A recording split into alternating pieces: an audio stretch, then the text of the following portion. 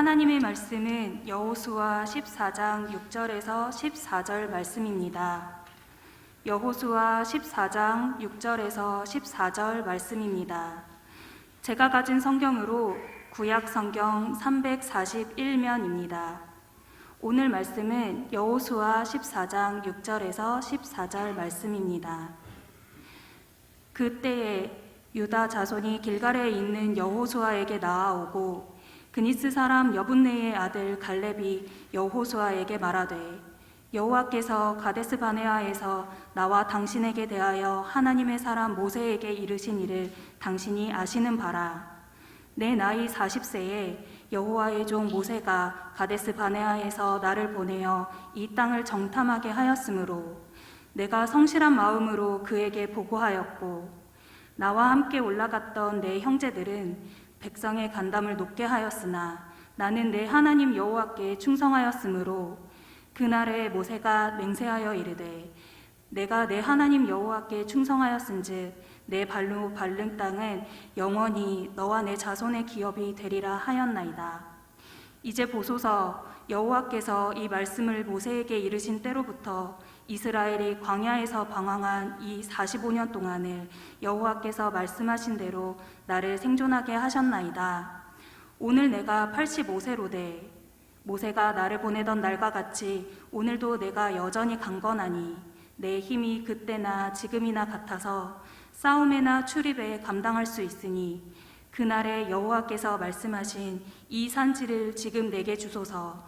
당신도 그날에 들으셨거니와 그곳에는 아낙 사람이 있고 그 성읍들은 크고 견고할지라도 여호와께서 나와 함께 하시면 내가 여호와께서 말씀하신 대로 그들을 쫓아내리이다 하니 여호수아가 여분네의 아들 갈렙을 위하여 축복하고 헤브론을 그에게 주어 기업을 삼게 하매 헤브론이 그니스 사람 여분네의 아들 갈렙의 기업이 되어 오늘까지 이르렀으니 이는 그가 이스라엘의 하나님 여호와를 온전히 좇았음이라.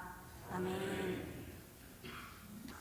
우리는 임마누엘의 하나님, 하나님이 우리와 함께 계심을 믿습니다. 이 신앙으로 세상에서 승리하시기를 주의 이름으로 축복합니다.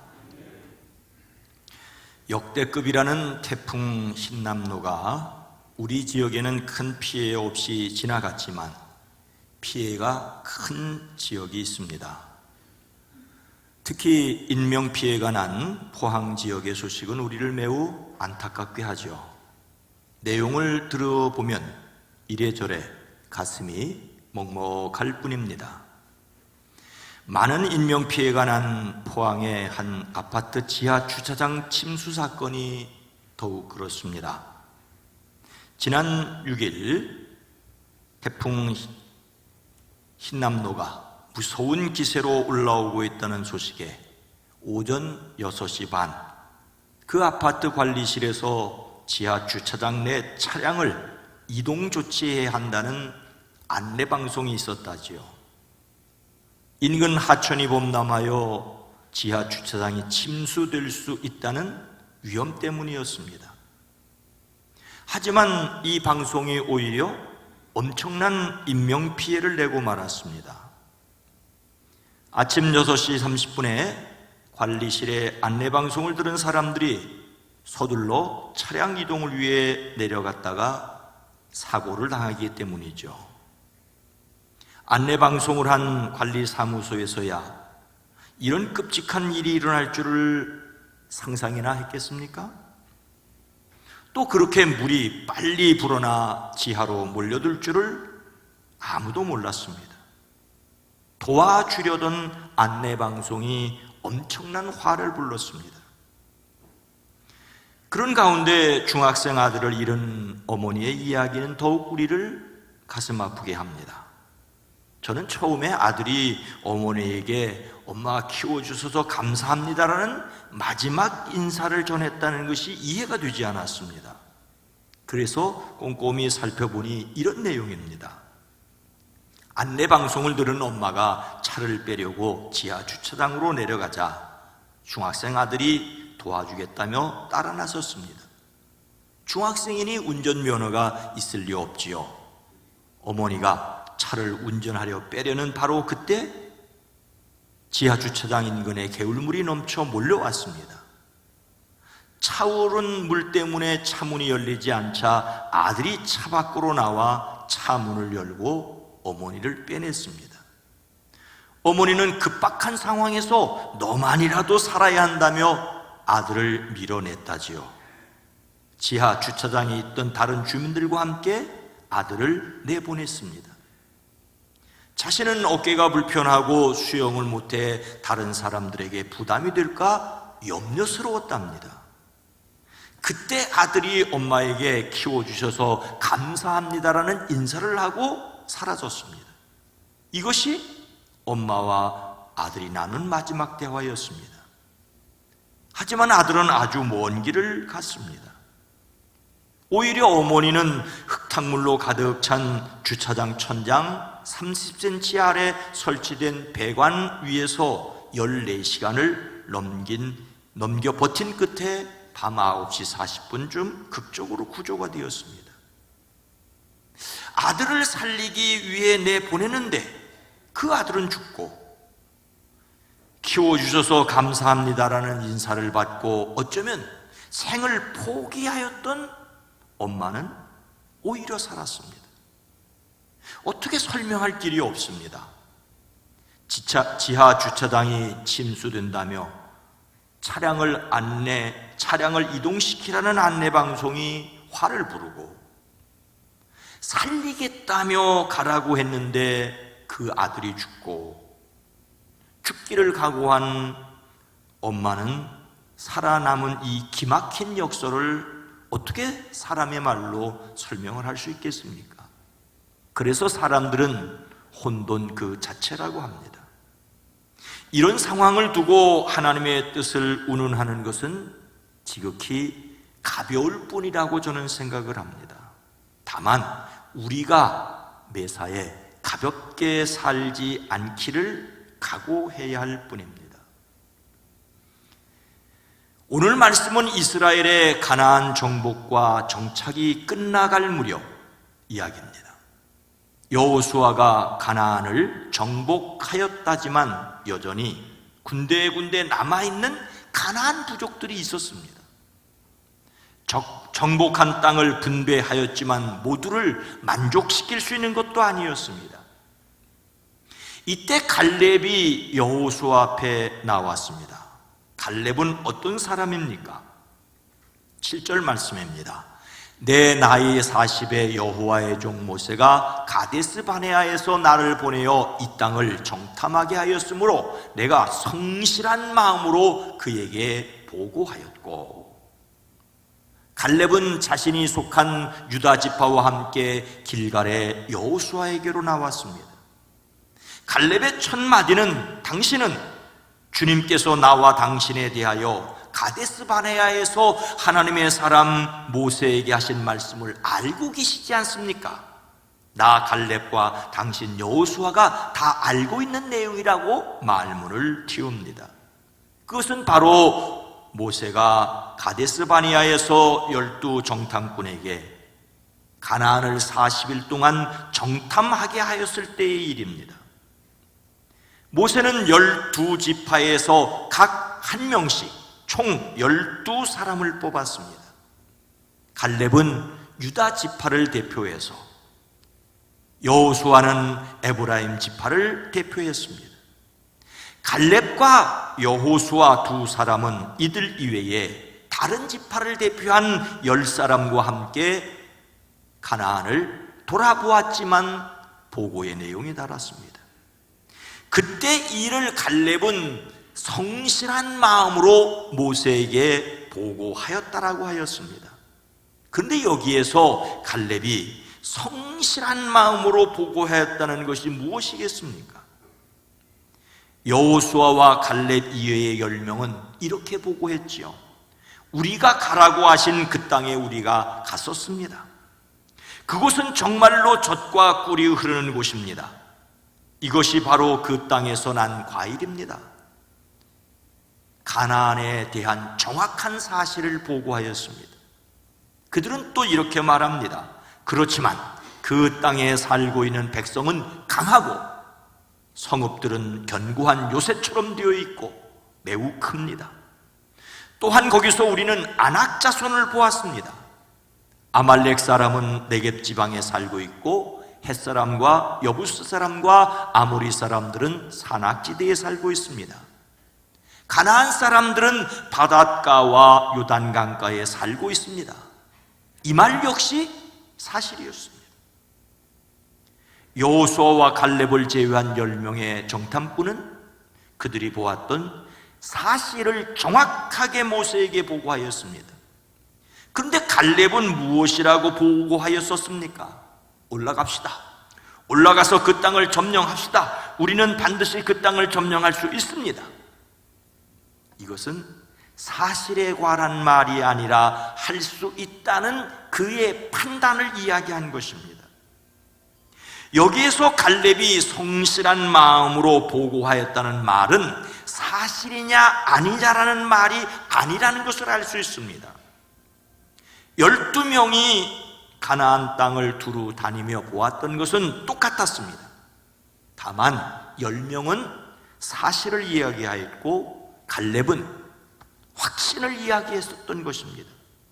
사실은 그들의 눈으로 본 것이었고 확신은 마음으로 본 것입니다. 갈렙이 성실한 마음으로 보고하였다는 것은 나의 마음 한가운데 있는 것과 같이, 나의 마음 한가운데 있는 것과 같이라는 뜻을 가지고 있습니다. 그 마음 속에 하나님께서 그 땅을 주시겠다고 약속하셨으니 하나님이 주실 것이라는 믿음을 가지고 있었고, 그래서 그 마음 속에 있는 믿음과 같이 그가 입을 열어 말했다라고 하는 것입니다. 근데 사실을 말한 10명과 믿음을 말한 갈렙의 차이는 어떻게 나타났습니까? 8절입니다. 나와 함께 올라갔던 내 형제들은 백성의 간담을 높게 하였으나 나는 내 하나님 여호와께 충성하였으므로. 다시 말씀드립니다. 여호수아와 갈렙을 제외한 10명은 정확하게 사실을 말하였습니다. 그런데 그들의 말은 백성을 낙심시켰습니다. 백성은 소리 높여 아우성을 치며 밤새도록 통곡합니다. 모세와 아론을 원망하다 급기야 하나님을 원망합니다. 왜 하나님은 우리를 어찌하자고 이리로 이끌어 우리를 죽게 하느냐라고 합니다. 갈렙이 성실한 마음으로 보고하였다는 것을 하나님께 충성하였다라고 말하고 있습니다. 여기서 우리가 생각하고 넘어가야 될 것이 있습니다. 8절에서 충성하였다는 말을 9절에서 다시 한번 반복합니다. 그리고 14절에서는 하나님을 온전히 쫓았다라고 말합니다. 충성하였다라는 말과 온전히 쫓았다는 말은 우리말로는 전혀 다른 말이지만 히브리어로는 똑같은 단어입니다. 온전이라는 말은 8월 한가위 보름달이 꽉 채워진 것 같은 것을 가리킵니다. 그리고 쫓다는 말은 뒤에 그 이후를 가리킵니다. 좀 이상한 말이죠. 나는 나의 하나님의 뒤를 가득 채웠다라고 하는 우리말로는 이해할 수 없기 때문에 충성하였다, 온전히 쫓았다라고 표현을 하고 있습니다. 갈렙이 하나님께 충성하였다 또는 하나님을 온전히 쫓았다는 말은 하나님의 말씀이 점점 확실해서 이루어질 것을 믿고 그 확신을 따라 행동했다라고 하는 것을 가리킵니다. 말씀을 마음에 품고 그 말씀을 믿는 대로 행동한 것이 하나님께의 충성이었고 하나님의 말씀에 그대로 쫓아간 것이었습니다. 이것이 바로 갈렙의 삶이었습니다. 갈렙은 하나님께 충성하여 온전히 쫓았습니다. 가나안을 정탐한 후 10명의 정탐꾼은 사실을 보고하였지만 하나님께서 약속하신 말씀에 대한 믿음이 없었습니다. 하지만 갈렙은 하나님께 약속하신 말씀이 이루어진다는 믿음이 있었습니다. 차이는 바로 하나님에 대한 믿음이었습니다.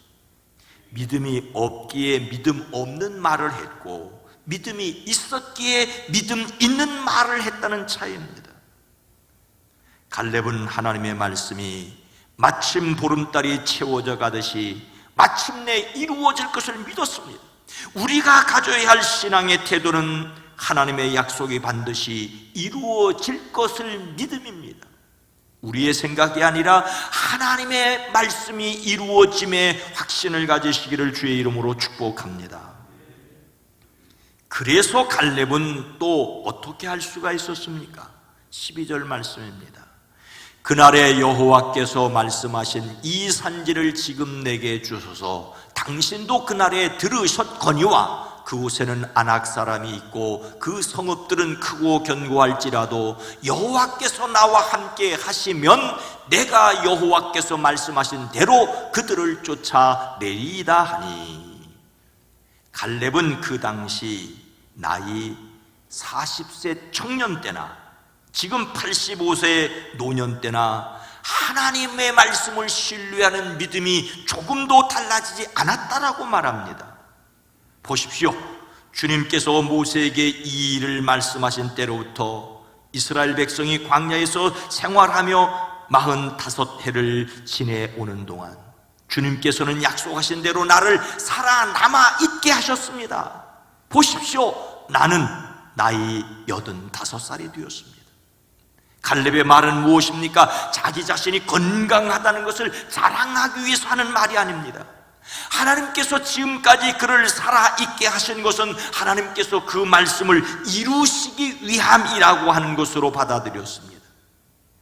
자신이 살아있는 이유가 하나님의 말씀을 이루시려는 것이라니 얼마나 하나님께 성실했고 충성스럽습니까? 생각해 보십시오. 나이 40의 청장년과 85의 노년의 몸이 같을 수 있을까요? 하지만 갈렙은 그때도 지금도 하나님께서 함께 하시면 하나님의 말씀을 이루겠다고 하였습니다. 주님께서 나와 함께 하시기만 한다면 주님께서 말씀하신 대로 나는 그들을 쫓아낼 것입니다. 갈렙의 절대의 조건은 하나님께서 함께 하심입니다. 하나님께서 함께 하시면 비록 아낙 자손이 사는 요새와 같은 산지라도 능히 정복하겠다고 합니다. 가나안 정복이 끝났다고 하지만 가나안족들이 군데군데 남아서 버티고 있었습니다. 물리치기는 하였지만 아직도 남아있는 아낙 자손들이 있었습니다. 그로부터 먼 훗날 다윗이 골리앗을 무찌를 때까지도 남아있었던 아낙 자손이지 않습니까? 갈렙이 여호수아를 찾아와 요청하는 헤브론은 장대한 아낙 자손들과 그들이 만들어 놓은 견고한 성이 있는 산지였습니다. 결코 손쉽게 얻을 수 있는 곳이 아니었다는 말입니다. 어떤 특권을 바랬던 것이 아니라 정복하기 힘든 산지를 달라고, 그러면 정복하겠다라고 말합니다. 이 역시 하나님께서 함께 하시면 할 수 있다는 믿음의 결과였습니다. 하나님께서 함께 하심을 믿음으로 도전하였습니다. 우리는 갈렙의 선택이 사사로운 욕심이나 자신의 환경에 얽매이지 않았음을 볼 수 있습니다. 오직 하나님께서 약속하신 것을 믿었기에, 그리고 하나님이 함께 계셔서 도와주심을 믿었기에 도전할 수 있었습니다. 그래서 남들이 도전하기를 꺼리는 산지를 달라고 요청할 수 있었습니다. 이것이 오늘 믿음의 사람들이 본받아야 할 모습이 아니겠습니까? 사람은 다른 사람에게 격려와 인정을 받음으로써 자신을 가치를 있는 사람으로 인정합니다. 하물며 영적인 존재인 사람이 하나님의 격려와 능력을 힘입지 않고 어찌 놀라운 일을 이룰 수가 있겠습니까? 신념은 자기 확신에 가득 찬 사람을 가리킵니다. 그러나 신앙의 사람은 하나님께서 이루실 것을 믿음으로 세상에 도전하는 사람입니다. 하나님의 말씀을 이루시는 분은 하나님 그분이십니다. 다만 하나님께서 친히 그 말씀을 이루실 때 말씀을 믿는 사람을 사용하십니다. 그래서 우리가 먼저 하나님이 함께 하심을 믿고 말씀의 사람이어야 합니다. 하나님의 약속이 이루어지는 것을 믿음으로 우리는 하나님의 사역에 참여합니다. 우리가 먼저 가져야 할 믿음은 함께 하시는 하나님을 믿는 임마누엘의 신앙입니다. 하나님이 함께 계심을 믿음으로 세상에 도전하는 사람들이 되어지기를 주의 이름으로 축원합니다. 그래서 우리가 가져야 할 자세는 무엇일까요? 그리스도를 믿는 우리는 어떻게 살아야 하겠습니까? 저는 요한복음 16장 33절 말씀을 기억하였습니다. 이것을 너희에게 이르는 것은 너희로 내 안에서 평안을 누리게 하려 함이라. 세상에서는 너희가 환난을 당하나 담대하라. 내가 세상을 이기었노라. 갈릴리 지역에서 활동하시는 예수님께서 예루살렘으로 올라가시겠다고 하십니다. 제자들은 드디어 때가 왔다고 생각하였습니다. 그들이 보았던 기적, 병자들이 고침을 받고 귀신이 내어 쫓김을 받는 것은 아무것도 아니었습니다. 예수님의 말씀에 거친 풍랑이 잔잔하여졌고 그 바다를 예수님은 걸으셨습니다. 보리떡 5개와 물고기 2마리로 5,000명을 먹이셨습니다. 이런 예수님이라면 예루살렘에서도 충분히 통할 것이라고 그들은 기대했습니다. 드디어 그들에게 힘 있는 자리를 하나씩 차지할 기회가 다가오고 있다라고 생각해야 했을 것입니다. 그런데 그들의 기대와는 달리 예수님은 예루살렘에서 많은 고난을 받고 돌아가실 것이라고 말씀하십니다. 그러나 사흘 만에 다시 살아날 것을 말씀하십니다. 그들은 도무지 이해할 수가 없었습니다. 아니, 왜 이런 예수님이 고난을 겪으셔야만 하는 것인지, 더욱이 사흘 만에 다시 살아나실 것을 왜 고난을 겪고 돌아가시겠다고 하시는지 그들은 전혀 이해할 수 없었습니다. 그래서 성질 급한 베드로가 예수님께 대들지 않습니까? 주님, 안 됩니다. 절대로 이런 일이 주님께 일어나서는 안 됩니다. 그러나 베드로가 들었던 예수님의 말씀은 이것입니다. 사탄아, 내 뒤로 물러가라. 너는 나의 걸림돌이다. 너는 하나님의 일을 생각하지 않고 사람의 일만 생각하는구나. 베드로는 사탄의 짓을 하였던 것입니다. 예수님은 이어서 제자들에게 말씀하십니다. 누구든지 나를 따라오려거든 자기를 부인하고 제 십자가를 지고 나를 따라오너라. 누구든지 자기 목숨을 구하고자 하는 사람은 잃을 것이요 나 때문에 자기 목숨을 잃는 사람은 찾을 것이라. 예수님께서 십자가를 지고 돌아가시겠다고 말씀하시자 염려하고 근심하는 제자들에게 예수님은 보혜사 성령님께서 오실 것을 말씀하십니다. 그들을 위로하고 격려하시는 말씀이 이것입니다. 내가 이것을 너희에게 말한 것은 너희가 내 안에서 평화를 얻게 하려는 것이다. 너희는 세상에서 환난을 당할 것이다. 그러나 용기를 내어라. 내가 세상을 이겼다. 예수님은 자신을 따르는 사람들이 성령 충만하기만 하면 어떤 어려움도 겪지 않을 것이라고 말씀한 것이 아니었습니다. 오히려 세상에서 환난을 겪을 것이라고 하십니다. 환난을 겪을 것이지만 용기를 내라고 하십니다. 이것이 세상에서 평안을 누리는 길이라고 말씀하십니다. 그 능력은 제자들에게 있는 것이 아니라 세상을 이기신 예수님께 있다고 말씀하십니다. 여기에 세상을 살아가는 그리스도인들의 참모습에 있습니다. 세상을 이기신 예수님을 믿음으로 담대합니다.